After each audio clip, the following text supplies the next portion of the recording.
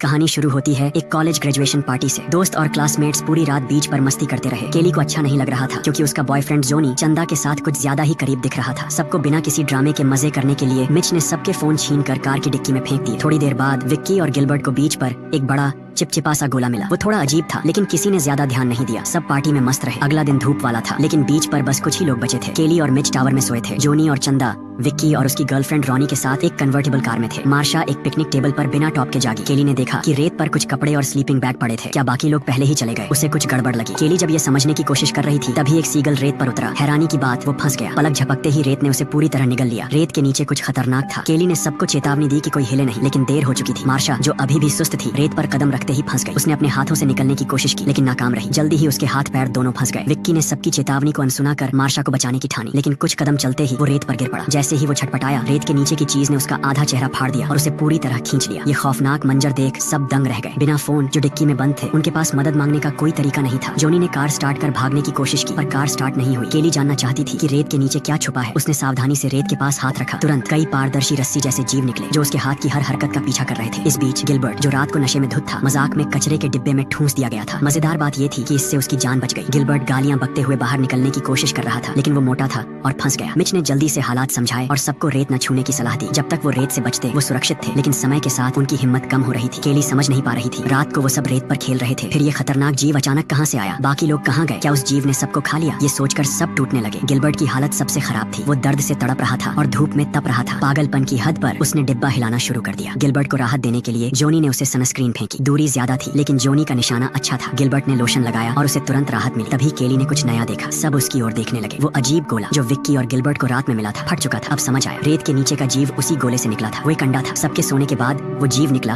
और रेत में छुप गया। वो रस्सी जैसे तार उसके टेंटिकल्स थे। जीव के हमले की रेंज जानने के लिए केली ने एक सॉसेज रेत पर फेंका। जैसा सोचा वो गायब हो गया। उसने और बार कोशिश की जब तक आखिरी सॉसेज वैसे ही रहा। अब उन्हें पता था कि जीव कितनी दूर तक पहुंच सकता है। उस जगह से आगे वो सुरक्षित बच सकते थे पर सेफ जगह काफी दूर थी। बिना रेत छुए वहाँ कैसे पहुंचे? जोनी को एक आइडिया आया। कार में 2 सर्फ बोर्ड थे। उसने एक बोर्ड रेत पर रखा, उस पर कदम रखा, फिर दूसरा बोर्ड आगे रखा। सब ठीक चल रहा था लेकिन जैसे ही उसने एक पैर लकड़ी के स्टूल पर रखा जीव ने हमला किया। उसने सर्फ बोर्ड पीछे खींच लिया। जोनी लगभग गिर गया लेकिन किसी तरह अपने हाथों से संभल गया, पर बोर्ड पीछे खिसकता रहा और जोनी ज्यादा देर टिक नहीं पाया। जीव के टेंटिकल्स फिर उभरे और उसके पेट को चीरने की कोशिश की। आखिरी पल में जोनी ने पूरी ताकत से पिकनिक टेबल पर छलांग लगाई। वो सुरक्षित था लेकिन उसका पेट जख्मी हो गया। दर्द तेजी से फैला। टेंटिकल्स जहरीले थे। जोनी ने टेबल पर थोड़ा आराम किया और मार्शा का बैग देखा। कुछ ढूंढते वक्त एक केला रेत पर गिर गया। बिना सोचे जोनी ने उसे उठाया। अचानक उसे एहसास हुआ कि जीव ने हमला नहीं किया। केले को पकड़कर वो धीरे धीरे फायर पिट की ओर बढ़ा। हैरानी की बात, टेंटिकल्स दूर रहे। जोनी को समझ आया जीव को आग से डर था। अपने शक को आजमाने के लिए वो फायर पिट पर कूद गया। वो सही था, जीव ने उसे नहीं छुआ, लेकिन तभी सबने देखा कि जोनी का जख्म और बिगड़ गया। उसमें फफोले पड़ गए, कुछ से मवाद निकल रहा था। जोनी भयानक दर्द सहते हुए टेबल पर लौटा। केली ने उसे मार्शा का बैग फिर से चेक करने को कहा। उसमें कुछ ड्रिंक्स और पानी की बोतलें थी। जोनी ने मिच को एक सोडा फेंका लेकिन ज्यादा ताकत लगाने से उसका जख्म और फट गया। खून छलक पड़ा और उसे लेटना पड़ा। अब वो हिल नहीं सकता था। अब जीव का ध्यान कहीं और गया। उसने पहले सर्फ बोर्ड खींचे, फिर कार के टायर खाने लगा। इस रफ्तार से वो पूरी कार समेत सबको निगल लेता। धूप तेज थी और बीच पर कोई नहीं आने वाला था। मदद के लिए फोन ही एकमात्र उम्मीद थी। उन्हें कार की पिछली सीट हटाकर डिक्की खोलनी थी, लेकिन चंदा और रॉनी के पास इतनी ताकत नहीं थी। रॉनी ने बैठकर मौत का इंतजार करने से इनकार किया। उसने कार के बम्पर पर दोनों पैर रखे, एक हाथ से चंदा को पकड़ा और दूसरे से डिक्की का ताला खोलने की कोशिश की। जैसे ही डिक्की खुलने लगी रॉनी का पैर फिसला और वो लगभग गिर पड़ी। मिच ने एक बॉडी हुक पकड़ा और मदद करने की कोशिश की। सब मिलकर काम कर रहे थे। तभी एक बीच पेट्रोल कार पास आई। सायरन की आवाज से रॉनी इतना डर गई कि डिक्की बंद हो गई। वो कार पर गिरी और उसकी उंगलियां फंस गईं। सबने मदद के लिए हाथ हिलाए। केली ने पेट्रोल ऑफिसर एलेक्स को चिल्लाकर कार से न उतरने को कहा। उसने गुहार लगाई कि बैकअप बुलाए। रेत के नीचे एक राक्षस है जो लोगों को खा रहा है, लेकिन केली जो भी कहे एलेक्स को यकीन नहीं हुआ। उसने सोचा कि सब नशे में है। जब उसने जोनी को टेबल पर कमजोर पड़ा देखा वो उसकी जांच करने उतरा। सबको लगा वो गया, लेकिन हैरानी की बात, उसे कुछ नहीं हुआ। उसके बूट्स की वजह से शायद जीव तब तक नुकसान नहीं पहुंचा सकता था जब तक स्किन का सीधा संपर्क न हो। एलेक्स पहले जोनी के पास गया। उसने जोनी का पेट देखा और घृणा से मुंह फेर लिया, सोचकर कि शायद कोई बीमारी है। फिर वो गिलबर्ट को डिब्बे से निकालने की कोशिश करने गया लेकिन नाकाम रहा। कुछ समझ नहीं आ रहा था और एलेक्स गुस्से में था। वो लाइफ गार्ड टावर पर गया और केली और मिच को नीचे उतरने को कहा, लेकिन नीचे उतरना मतलब मौत थी। उन्होंने मना कर दिया। गुस्से में एलेक्स ने पेपर स्प्रे की धमकी दी। चिल्लाते वक्त उसकी बेल्ट से चाबी गिर गई। उसने बिना सोचे उसे उठाने के लिए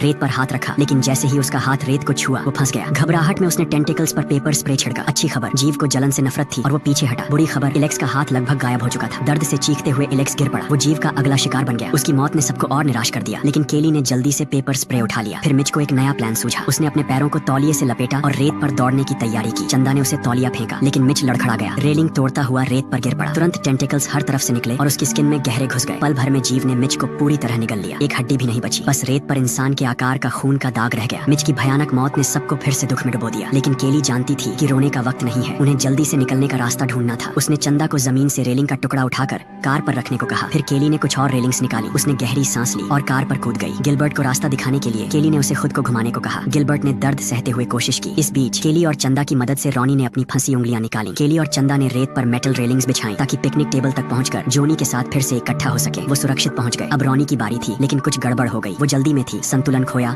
और रेत पर गिर पड़ी। घबराहट में केली ने उस पर पेपर स्प्रे छिड़का और उसे खींचने की कोशिश की, लेकिन जीव ने फिर हमला किया। उसके टेंटिकल्स ने रॉनी को पलक झपकते रेत के नीचे खींच लिया। इससे पहले कि कोई कुछ कर पाता, एक और खतरा आया। गिलबर्ट का पेट छिल गया था। जीव ने खून की गंध पकड़ी और अगला हमला शुरू किया। उसका नुकीला टेंटिकल मेटल डिब्बे को भेद कर अंदर घुस गया, लेकिन गिलबर्ट को कुछ पता नहीं चला। चंदा ने अपने पैर तौलिए से लपेटे और पुलिस कार तक सुरक्षित दौड़ गई। सबने उम्मीद की किरण देखकर खुशी मनाई, लेकिन तभी गिलबर्ट अचानक रुक गया। डिब्बे में कुछ हिल रहा था। पतले टेंटिकल्स मोटे और ताकतवर हो गए थे। वो गिलबर्ट पर चढ़े और उसे रेत के नीचे खींच लिया। टेंटिकल्स यही नहीं रुके, वो पुलिस कार पर हमला करने लगे। चंदा संतुलन खोकर कार के बोनट पर गिरी और बेहोश हो गई। रात होने तक वो केली की आवाज से जागी। चंदा कार की छत पर चढ़ी और एक लाइफ राफ्ट ढूंढा। उसने उसे फुलाया और केली ने जोनी को उस पर चढ़ने में मदद की। आखिरकार तीनों पुलिस कार में पहुंच गए, लेकिन खतरा खत्म नहीं हुआ था। कार तेजी से हिलने लगी। जीव के टेंटिकल्स वापस आए। अब वो और मोटे थे और नीली रोशनी में चमक रहे थे। केली को समझ आया कि अब कोई रास्ता नहीं बचा। वो छत पर चढ़ी और एक गैस कैन उठाया। उसने रेत पर पेट्रोल डाला। जैसे ही टेंटिकल्स पास आए, केली ने जेब से माचिस निकाली और रेत को आग लगा दी। टेंटिकल्स जल उठे। केली जल्दी से कार में वापस चढ़ गई। जीव ने दरवाजा खोलने की कोशिश की, लेकिन नाकाम रहा। समय बीता, रात शांत हो गई। आग ने आखिरकार टेंटिकल्स को मार डाला। कार में सब चुप बैठे उस खौफनाक रात के बारे में सोच रहे थे। सुबह हुई तो जोनी की सांसें रुक चुकी थी। उसके जख्म बहुत गहरे थे। तभी एक लड़का सर्फिंग के लिए आया और उसने केली और चंदा को जगाया। वो सावधानी से कार से उतरे, जमीन को टेस्ट किया और आखिरकार राहत की सांस ली। केली और चंदा आखिरकार बच गए, लेकिन जीव पूरी तरह मरा नहीं था। उसने बस एक टेंटिकल खोया था। आखिरी सीन में पता चला कि वो जीव एक विशाल जेलीफिश थी जो चुपके से एक और भीड़ भाड़ वाले बीच की ओर तैर रही थी।